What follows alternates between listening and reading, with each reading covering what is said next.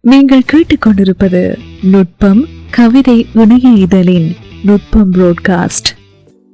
எப்பொழுதோ நினைத்திராத தருணத்தின் மௌனத்திற்குள் இருந்து நான் உதிர்த்த வார்த்தைகளை கண்டுபிடித்து கொண்டு வருகிறாள். அதன் மீது படிந்திருக்கும் காலத்தின் கலக்கங்களை ஊதித்தள்ளி முத்தமிட்டு தருகிறாள். பளிச்சென மின்னி கமலும் அற்புதமான சொற்கூட்டங்களுக்குள் என் வார்த்தைகள் புதிதாய் பிறந்த குழந்தைகள் போல பொருளை சூப்பிக்கொண்டு தவழ்ந்திருந்தன.